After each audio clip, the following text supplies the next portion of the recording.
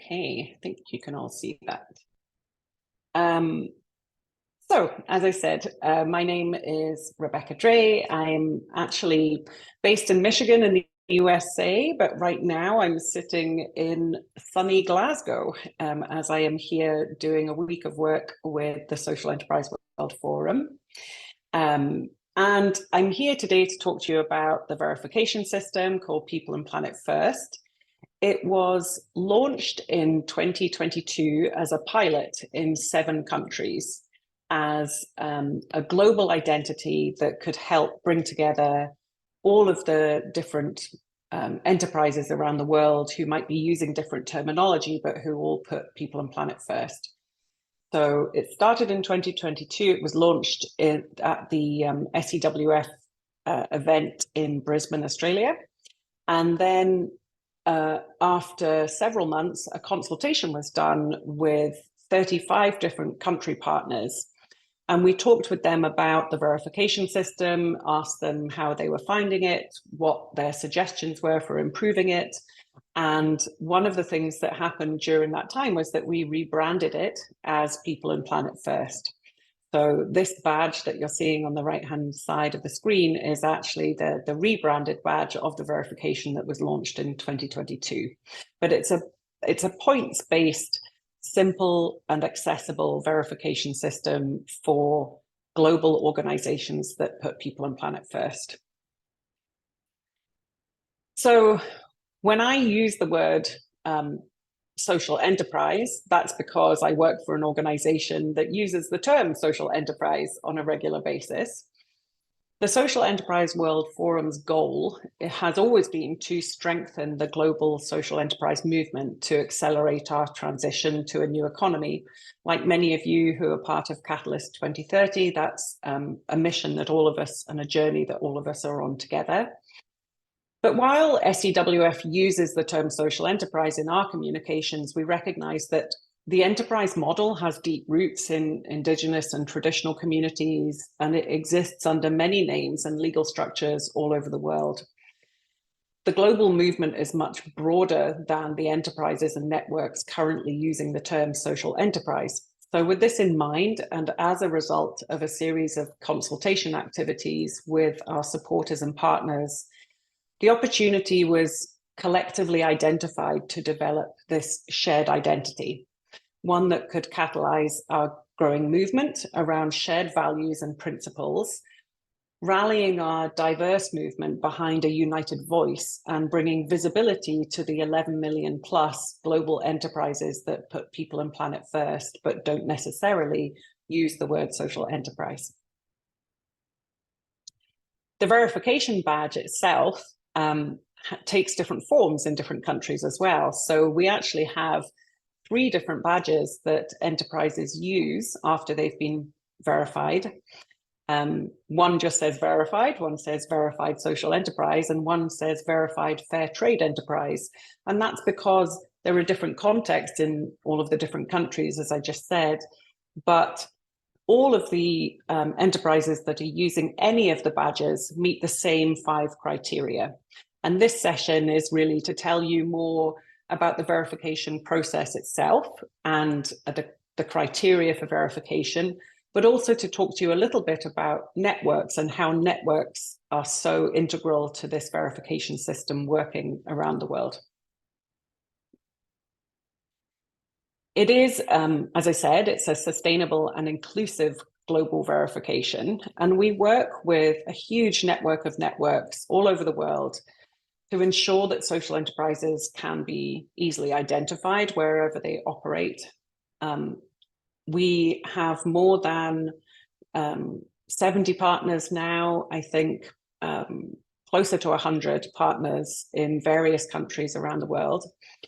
And the verification itself is accessible and low cost, but it's also regenerative. So the verification costs just $85 for the initial application and $70 each year after that for renewal. But the revenue that it generates is actually shared 60-40, with 60% going to grassroots networks everywhere in the world who work alongside us. And that means that you can see the badge and you can trust the brand behind it, but you can also know that it's been built in a very inclusive way with a network of partners. And these are some of the partners at the moment. So working in partnership with this global network of ecosystem builders has been really integral to the core mission of SEWF ever since it began, but especially as part of this verification. The local networks are at the grassroots with social enterprises in their regions. They know the enterprises, they support them to grow and develop and improve. And one of the goals in creating a global verification and using a points-based criteria process is that it produces much needed data about the maturity of the social enterprise sector in different regions all over the world. The data can be used to help the enterprise improve its practices, but it can also be used by the ecosystem partners, these official partners, to help them with getting funding for work that they're doing in various countries around the world, or to help them with things like getting access to resources for research-based and evidence-based work as well. So we find that working alongside partners, and new partners are coming forward all the time. In fact, we just signed 7 new partners last week, which is really exciting. But it means that everybody is working in partnership together. Everybody is looking at the system of verification together. And you'll see that we have a badge for them as well, official partners.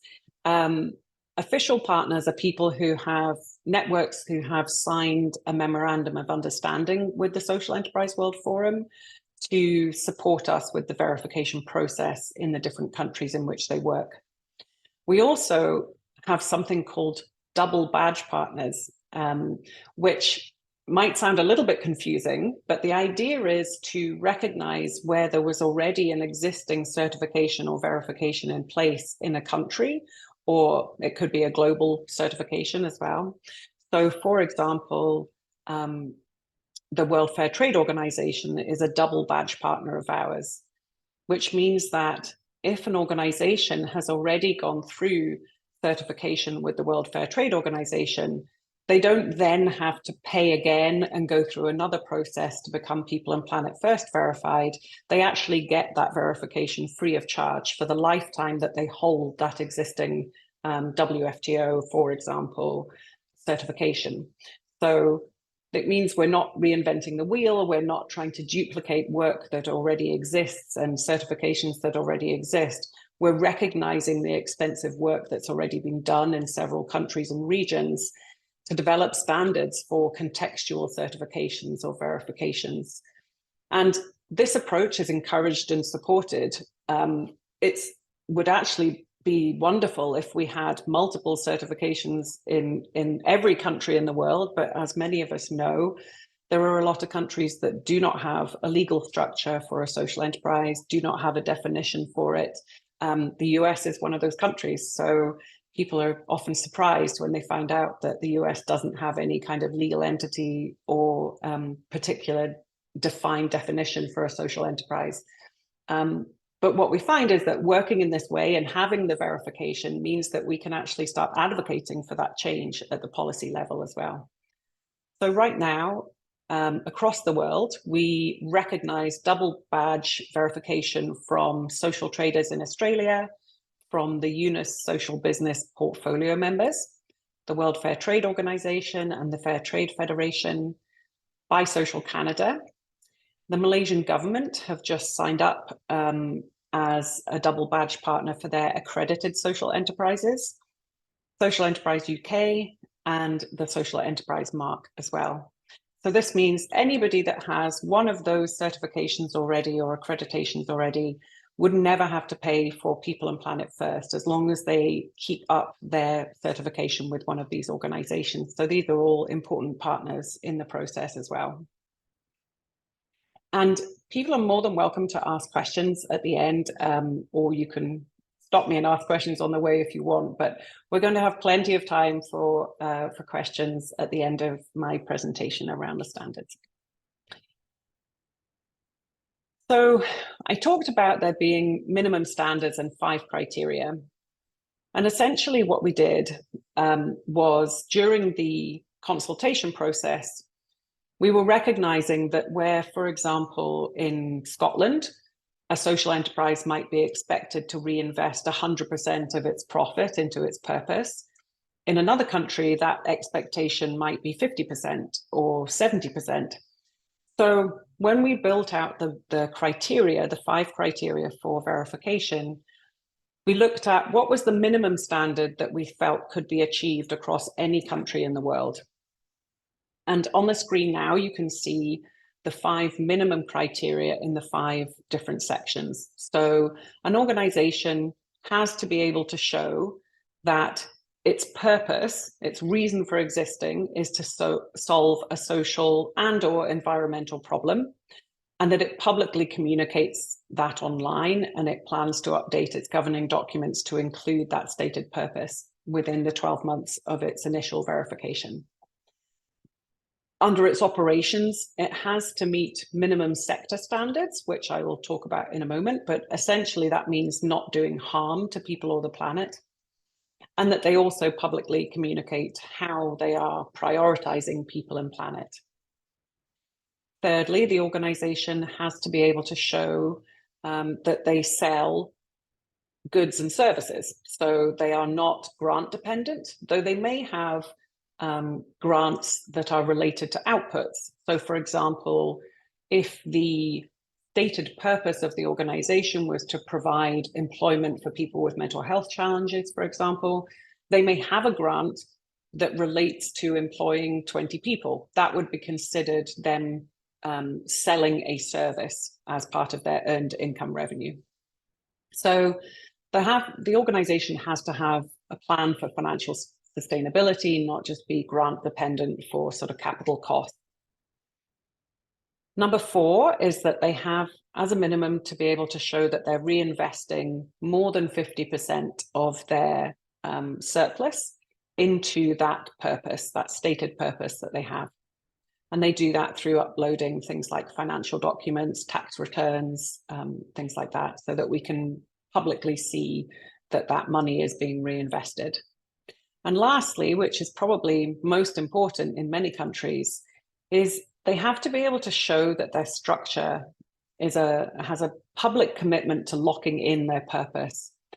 So they might plan to update their governing document or registration at a later date, but their current financing and ownership cannot prevent future lock-in, meaning they're not looking to be a unicorn business that's bought out by Google for $1 billion. They have to show that they actually are not taking on extractive finance where shareholder primacy would take over the commitment to reinvest more than 50% of their profit into their purpose long term. So when we talk about minimum standards, this is the minimum standard in all 5 criteria. Each one of the criteria actually goes up to 4 points. So each one of these would score you 1 point in the verification. You must score a minimum of 1 point in all 5. So you can't meet 4 of the 5 or 3 of the 5. But you could score up to 4 points in all 5 categories. And what that does is it helps the enterprise themselves to see how they're doing and also see what might be possible for getting a better score at a later date. And the score is not made public. The whole idea of it is not to say this is a better enterprise than this enterprise. It's really to give us good statistical data about the state of the movement and the enterprises, but also to help the enterprise themselves see what's possible for the future. So far, as I said, we've got verified enterprises in 125 countries. So I just listed some of those on screen. This was written in January 2024, and to be honest, it's probably out of date already because we have new people coming through all the time from different countries. So our goal is to have this available in every single country that could possibly want it.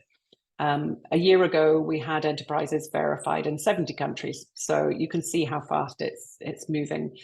And what I'm hoping is that because of the inclusive nature and the very collaborative nature of this, working alongside local networks, that's one of the reasons this has grown so fast. As I said, we had 7 new networks who signed up just last week. So it's really moving at a wonderful pace because it is very inclusive and it is regenerative within each of the countries that we work with partners.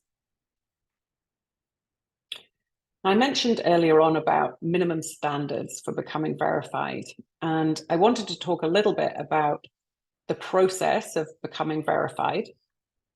So we actually use Good Market as a database and commons for our verification system. And many members of Catalyst 2030 already know Good Market. It is a fantastic organization, and Catalyst Market is using the Good Market software as well. So many organizations already know Good Market. But the reason that SEWF uses Good Market is because the free curation process that they offer, so it's free to set up a profile on Good Market, but the free curation process and the crowdsourced monitoring system help us to keep the People and Planet First verification and the information management cost really low. There's absolutely no way that we could offer a verification of this kind for $85 and $70 renewal if it wasn't for the support and work of Good Market as a key partner for what we do. It also works across sectors and legal registrations and languages and devices. And they already have more than 3,000 enterprises and networks from more than 130 countries using the Good Market Commons. It was designed to highlight and support both networks and businesses. So again, that's a really integral part of this work. Good Market has offered to do things like set up white label marketplaces for some of the network partners that have come on board as verification partners, or help them to understand what the ecosystem looks like in their country. It also means that if an enterprise doesn't yet qualify for People and Planet First verification, as long as they've met the minimum standards of not doing harm to people and planet, which Good Market sets, they can still have a free public profile and access to the community marketplaces and other services of Good Market while we support them with improving their business model in order to meet the verification criteria. So it's a great big tent solution in order to help people along the journey of becoming verified.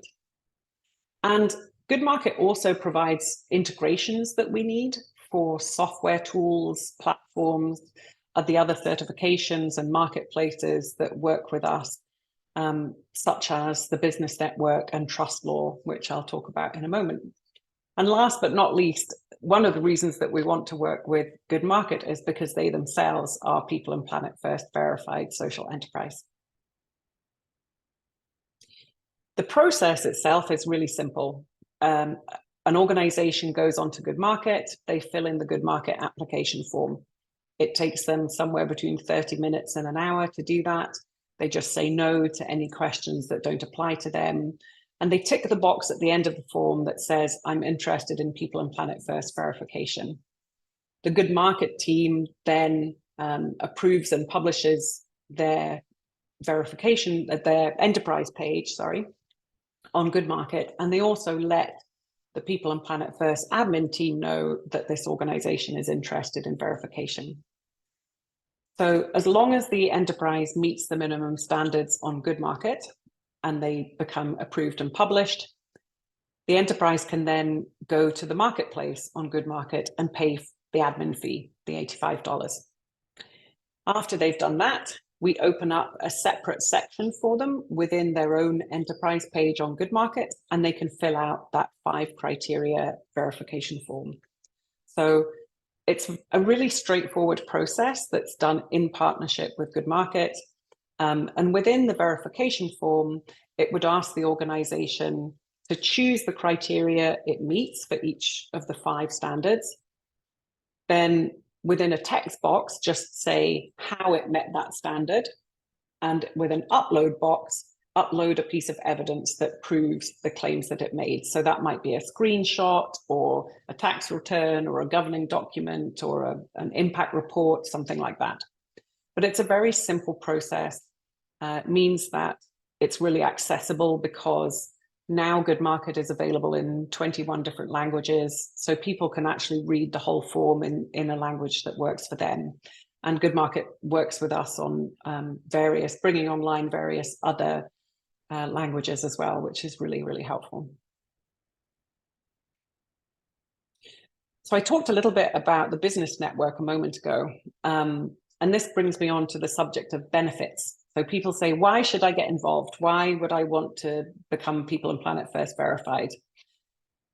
For me, and for a lot of organizations, absolutely the biggest benefit is about visibility of our sector. This movement is global, it is really diverse. It is, as we said at the very beginning, it's using lots of different terminology in lots of different countries.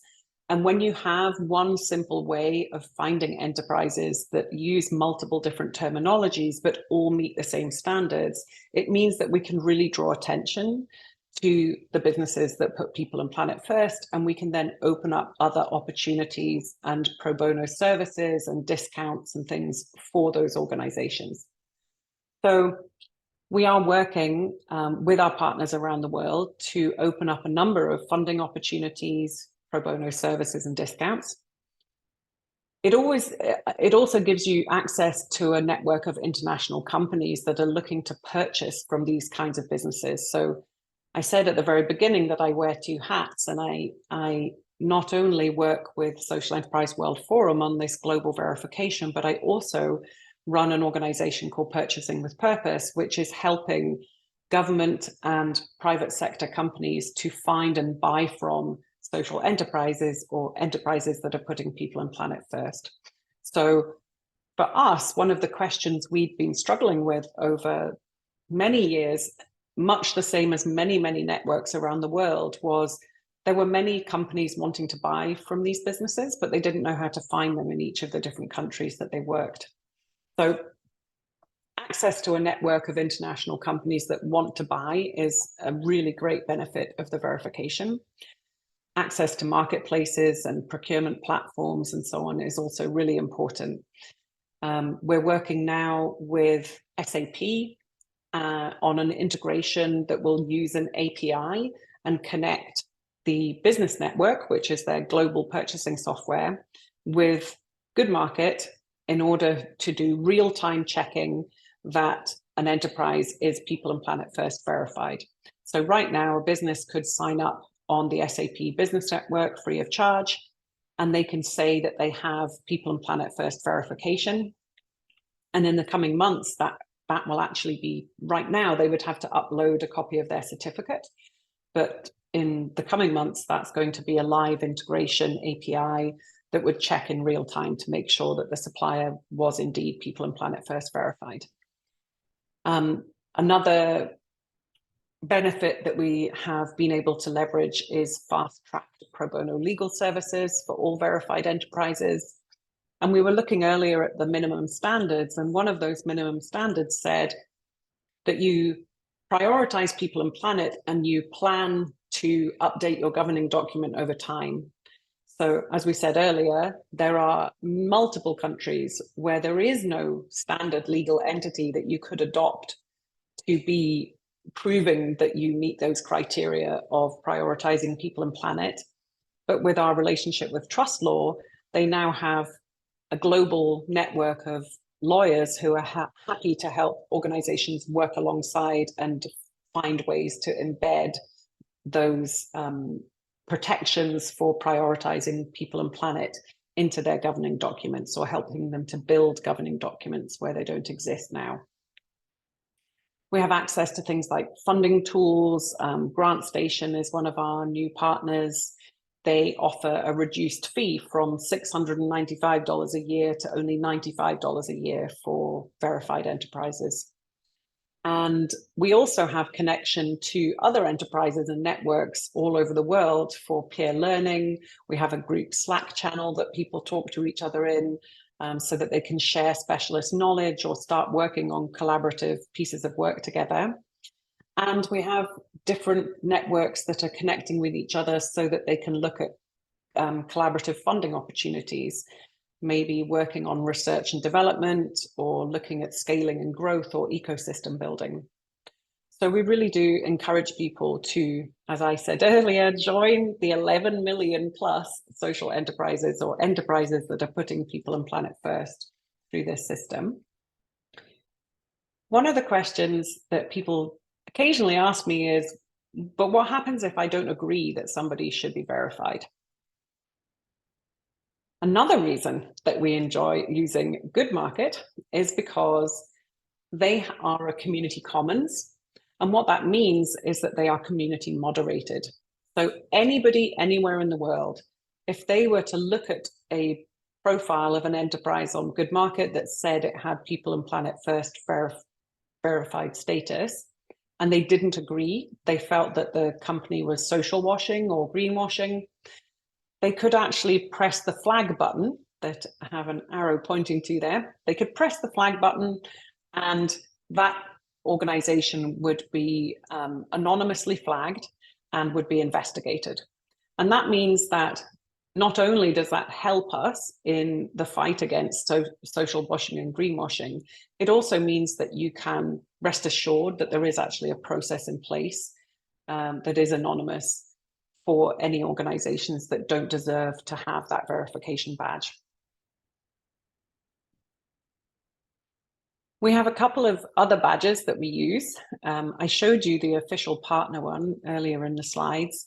Official partners are the badges used by networks that are officially supporting SEWF with document checking or double badge verification. So this organization would have signed an MOU with SEWF. Then we also have the supporter badge, and the supporter badge is going to start taking shape more and more over the coming years to come, the months and years to come, as we start a global campaign for People and Planet First. But the supporter badge is for a network, an organization, or an individual that promotes or financially supports the movement building work and the verification and global campaign of People and Planet First. And over time, in this coming year, we'll be highlighting a supporter directory where enterprises would be able to search for benefits and different offers that are being given in their country or locality or with their mission focus from supporters all over the world.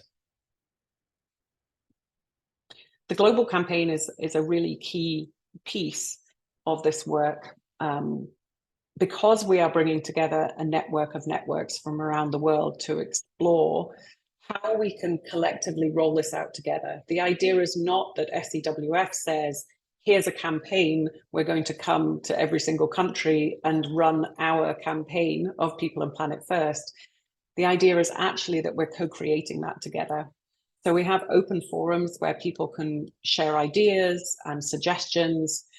These are just some of the suggestions that we've had shared already, but you can see in the top left there, there's actually a business that's located in Scotland who have put a huge People and Planet First badge on the side of their new building that they just built. But we also have people using the badge on hang tags, on their product packaging, on their websites, making t-shirts out of them, having all sorts of different merchandise and ways in which we can promote this. But throughout this year and next year, we're working alongside all of the partners around the world to co-create this global campaign that we can work on together, where we can find more and more benefits partners and supporters, but we can also find ways that would talk about People and Planet First in ways that make sense within each of the countries that we work. So here's an example that came out of the initial consultation, which was, could we have the People and Planet First badge, but the word verified or verified social enterprise written in local languages? This is a very simple thing that we could put in place very easily. So now we've created the badge in multiple language. So for organizations verified in Thailand, they can have verified written in Thai. For our partners in Denmark, they have it written in Danish. And that means that we can contextualize things and make them accessible, but still have the circular People and Planet First logo remain the same on all of the consumer-facing products and marketing materials that we have. we also use images that reflect things that matter to people in different countries. So I think I saw that my friend Merv from Yekpare was actually on this call, and this is an example of using images that relate to Turkey when we talk about working alongside Yekpare in Turkey to verify social enterprises. So we tend to change the images, we change the captions and examples that we use in different countries, because it doesn't work to just have one system that happens across multiple countries all over the world. And we are really enjoying co-creating this together with all of our partners. The verification badge, I think now it will be available in 21 different languages, but that's growing as we go and as we gain new partners. And that is my overview of the People and Planet First verification, because I wanted to leave us plenty of time for people to ask questions. So I know Gloria is going to share my email address and my LinkedIn. You're also welcome to look up peopleandplanetfirst.org. And I'm more than happy to answer any questions that anybody has about the verification system. And I'll stop sharing my screen so that we can do that.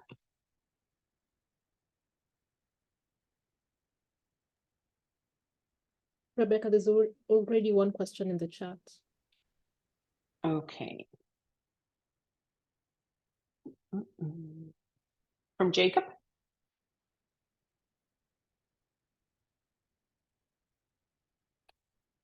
So are there benefits to partnering with other standards organizations to strengthen the definition of a social enterprise?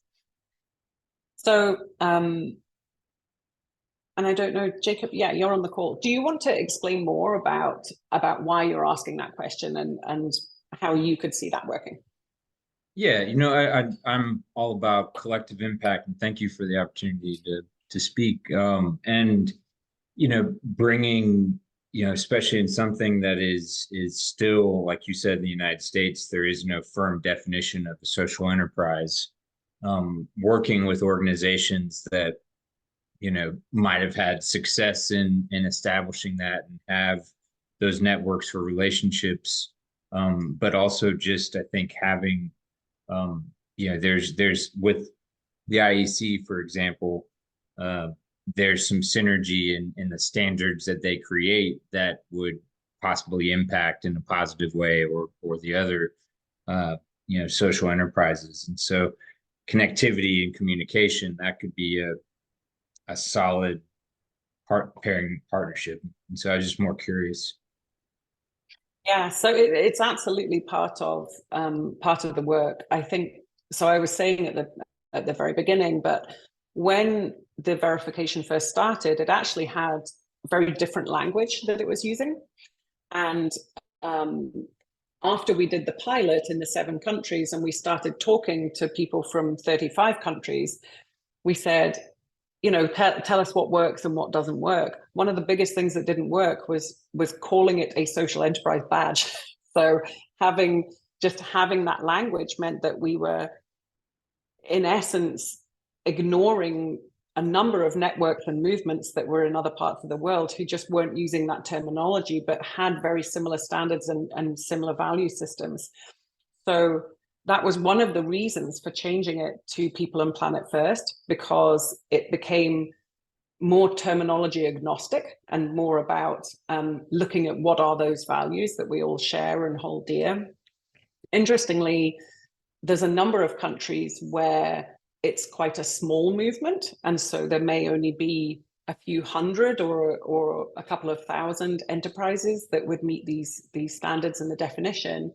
In a country like the US, the reason that we have an organization called Purchasing with Purpose is because we have found more than 130 networks in the US who work with businesses that put people and planet first, and they call it lots and lots and lots of different things. So we partner with this network of networks all across the US in order to bring everybody together under this terminology agnostic. You know, we're just purchasing with purpose. we're working with businesses that put people and planet first. And what that meant for us in the US particularly, but it's been starting to emerge in multiple other large countries, is that we're working alongside the cooperative movement, the fair trade movement, the social enterprise movement, the social business movement, the post-growth regenerative business movement, so all of these different networks who were all, essentially all of us hold these really core values that we care about. And instead of trying to kind of anglicize something and say, oh, you all need to call it a social enterprise, instead we said, no, what are those core things? The core thing is that we put people and planet first. And so that in itself helped us to, rather than trying to fit a definition of a social enterprise, if we could be more terminology agnostic, but look at the value system through the criteria, it meant that we could bring in more and more networks who all are working together in this space. And I think for me, we recognize that the Social Enterprise World Forum obviously uses the word social enterprise in the core of what it does, but actually lots of people don't in lots of places. And it would be really wrong to expect everybody else to change to that terminology. That would just be completely against the whole values and ethos of the organization itself.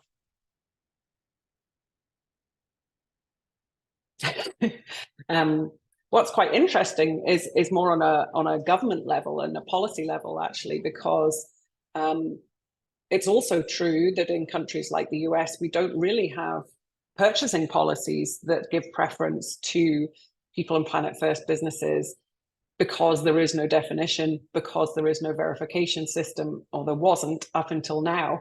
And we're really starting to see that shift in multiple countries around the world, where it's actually the government organization or a ministry that's coming to us at the Social Enterprise World Forum and saying, we've wanted to be able to do beneficial things for these types of business, but we didn't have a simple system.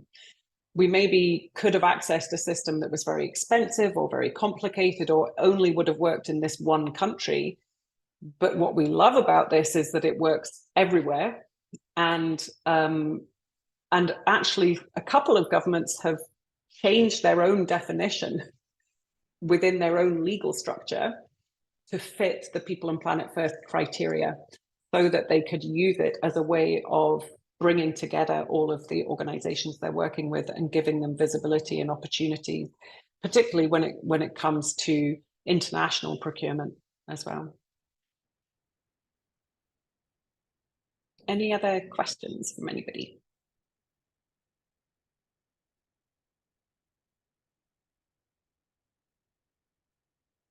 You're welcome. And Jacob, you're in the US, right? Yes, yeah, I'm in South Carolina, and that's so like, I guess a question is as you have this incredible momentum, I mean, besides other networks, who else are you looking to connect with, and who else, do you need to strengthen the mission? Yeah. So we need a lot more networks, I mean, 70 is amazing, 100 is even better. If we could have all 130 across the US, that would be amazing, but there are multiple networks all over the world. So yes, we want to have a lot more networks who are part of helping to drive this and bring it out at the grassroots level. We also need the general public to start knowing about it, so a lot of what we're doing with the global campaign and co-creating that together is saying, what works for the audience in your country, what's going to really resonate with people, working alongside the public sector, working alongside the private sector, and saying, we recognize that not all businesses are going to become people and planet first businesses, but they could buy from them. And they can put them into their supply chain. That's a really key way that you can help increase the movement and expand the movement. So working at the policy level, working with networks, working with the corporate sector, but just also working on publicly sharing this message and the campaign that's to follow as well. is a really core piece of this work. Great, thank you. Colin. Oh, thanks for seeing my hands waving around there. Oh, brilliant, Rebecca. I really enjoyed it. And actually, I came in about 10 minutes late, so this question may or may not be relevant.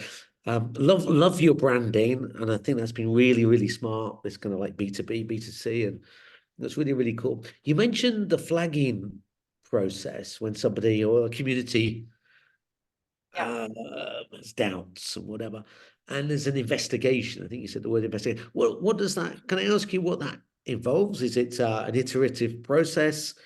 I mean, there's judge and jury, or how does that work? It's very sensitive. Yeah, no, it is. So, and for the verification system itself, it's stewarded by the Social Enterprise World Forum. So they are the steward of the standards, if you like. The network of networks who help with the verification all over the world are co-creators, and they are responsible with us for new iterations, or if we were ever going to look at changing standards or anything like that, it would always be done in consultation and collaboration with that network. But when it comes to checking that an organization meets the criteria, if they have already gone through the process of getting through the minimum standards that Good Market has, and then getting through document checking with one of our verification partners around the world, but then an organization said, no, I know that company, that they do not do what they say they do, and they anonymously flag them on the website.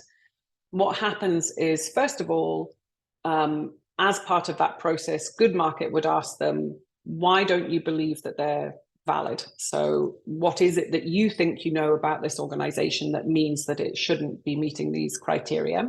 And people can upload evidence. They can, they can talk back and forth with Good Market team, and they then pass that on to the SEWF verification admin team as well.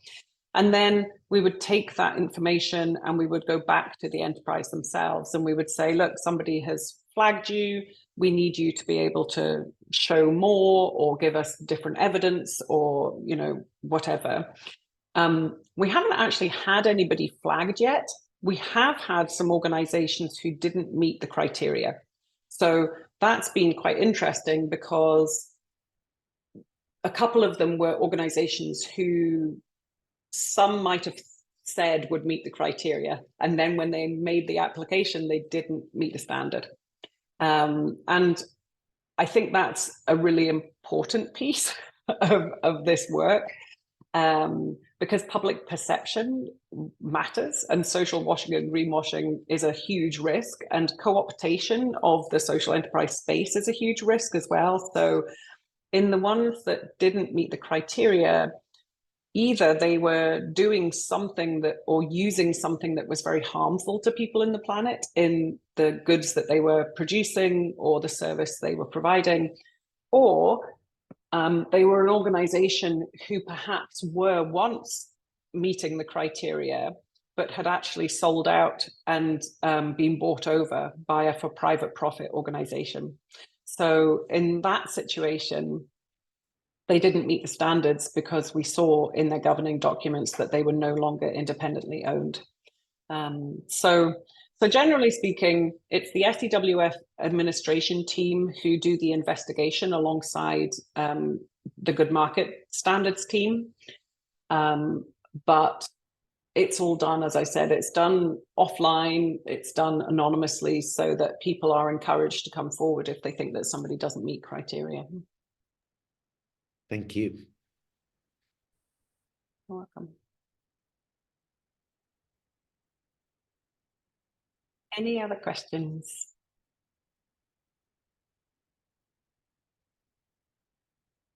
So we have recorded the session as well. So I know that means that you'll be able to watch the 10 minutes that you missed at the beginning, Colin, which will be good. Oh, Debbie. Well, I will just say, I think you're doing incredibly powerful work. I mean, incredibly powerful. Thank you. Debbie, you're muted, I think. No, I always laugh. Rebecca, you've touched upon this, but I think a lot of people still have this bias towards, oh, it's really for social ventures that have products and products versus services as well. And it's like, how do we break the mindset of, even if you're providing a service, Jacob's doing consulting, you're working with projects, what have you, that you know, as a service provider, I'm committed to people and planet first, not just I have a product to sell to procurement agencies with the government. Yeah, no, that's a really great question. And it's really interesting because in different countries, you see a higher number of goods and services depending on the different countries. So we're seeing real patterns in certain countries where there's much more of a dominance for enterprises to sell goods than to sell services, and vice versa. But yeah, across the board, when you are running a social enterprise or a people and planet first business, you are essentially, your mission is the core piece of your work, right? The vehicle, the business model that you're choosing to get there with your impact goal. And there are probably equally as many service providers as there are goods providers, I would say. When we look at categories of spend and what people are buying, they might be buying IT services, they might be buying translation services, they might, we just ran an event in Chicago last week, Purchasing with Purpose did a big event. It was really exciting, and it was bringing together public, private, and impact networks from around the US. And we decided to have People and Planet First verified vendors for every single aspect of the event that we possibly could find. So the drinks that people drank in the coffee break were from a People and Planet First enterprise. The name badges were made by a printing company that made compostable name badges and employed people with special needs. The water bottles that we gave people for their water came from another company. The staffing for the event was all provided by the Cara Collective, who is a social enterprise staffing company. The people that did the final session with us helped build us a mural. They actually make jewelry, but they also do these interactive mural sessions for people at events and gatherings and so on. So yeah, it's right across the board, goods and services. And I think it's really important that people recognize also the integrated nature of social and environmental, because that's the other piece that I see people missing. They hear the word social enterprise and they go, oh, that's just doing some social good. But often, not only is there such an interconnectivity between social and environmental disparity, but there's also a really strong connection for most of these People and Planet First businesses where they're creating impact for both people and the planet through the work in which they're doing as well. So that's another thing. It's not just goods and services, and it's not just social or environmental. It's often both.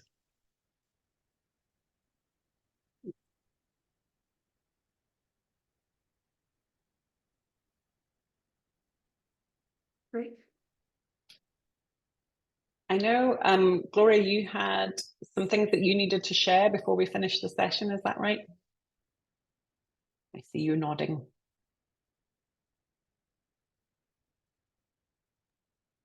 Hi, everyone. I just shared in the chat a couple of links to the nominations for the CC Catalyst 2030 Awards, as well as how you can join other sessions happening this week. Please feel free to interact with those links. I also shared the link for Catalyst Market, which is our Catalyst 2030 initiative on in which we have 223 members from 45 countries. Through the link, you can interact with the products the vendors have, and you can also buy a gift card.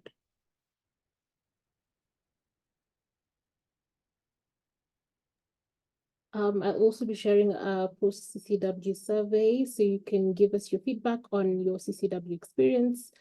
Would love to know your outcomes and your thoughts. Thank you, everyone.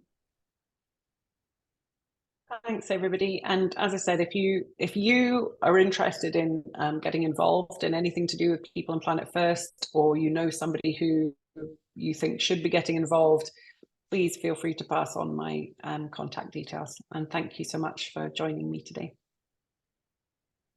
Thank you, everyone. Thank you. Thank you.